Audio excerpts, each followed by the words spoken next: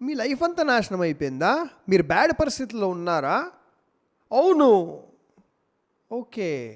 మీకు ఉండనికి ఇల్లు ఉందా? ఉంది. మీకు తిననీకు 3 పూటల ఫుడ్ ఉందా? ఉంది. మీకు వేసుకోవడానికి మంచి బట్టలు ఉన్నాయా? ఉన్నాయి. ఏం బాధ ఉంది బాస్ మీకు?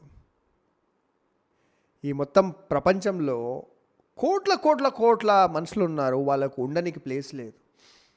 మీ హెల్త్ కూడా కొద్దో గొప్ప మంచిగా ఉందంటే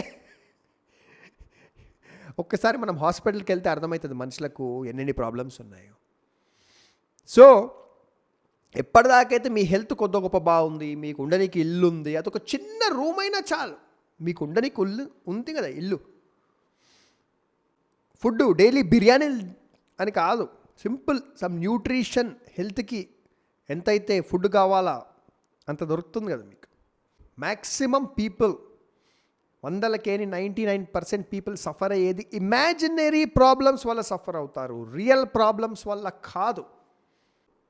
మన లైఫ్లో ఉన్న బ్లెస్సింగ్స్ గురించి ఆలోచించుకోవాలి, అంతేగాని ఇమాజినరీ ప్రాబ్లమ్స్ గురించి ఆలోచించుకోవాలి.